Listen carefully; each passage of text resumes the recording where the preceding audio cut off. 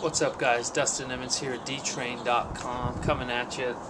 One of the big questions that I obviously get, and what I'm going to cover today, is food and how food can be broken up in order to build a plate. That's the end goal of this video series. As you can see, this is food part 1.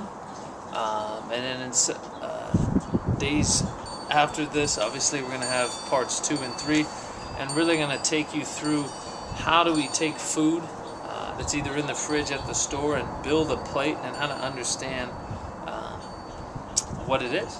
So we have two groups. We got macronutrients and micronutrients. You want to think big and small. Okay, foods can be broken down into these two groups, macros and micros. All my bodybuilder guys out there, you guys count your macros. Okay, a lot of health conscious people take supplements in order to get these micronutrients in.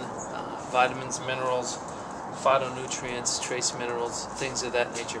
So we're going to start with macronutrients. We're talking protein, carbs, and fats here. Okay. In order for a food to be deemed a protein, carb, or fat, the content of that food is high in this nutrient. So if a food has a lot of protein, okay, majority of it is protein, it's going to be categorized as a protein food. Same thing with carbs and fats. If a food has more carbs than it does protein and fat, it's deemed a carbohydrate.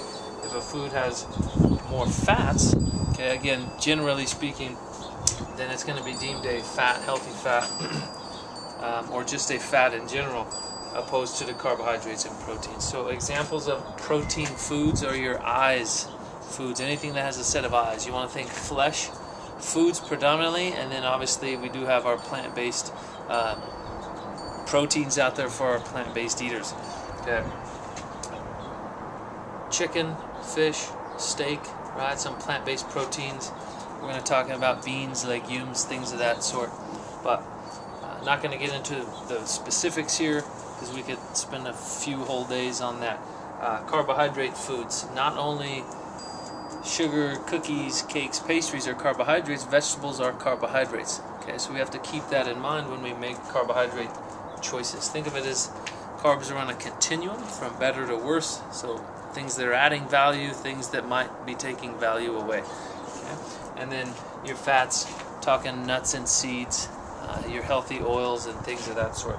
Okay. So again, guys, food part 1, we got macronutrients, micronutrients. Micros, we got vitamins, minerals, phytonutrients, phytochemicals.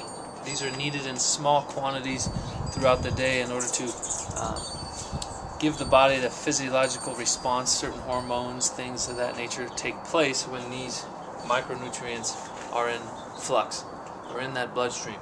Macronutrients are protein, carbs, and fats. Those are the big things, right? We have our chicken with some vegetables and some avocado. We've now just built a plate of balanced protein, carbs, and fats. So again, this is Dustin Emmons with dtrain.com, part 1 of the food series.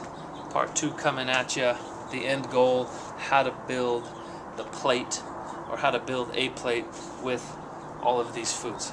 Taking the confusion out of fitness, health, happiness. See you, team.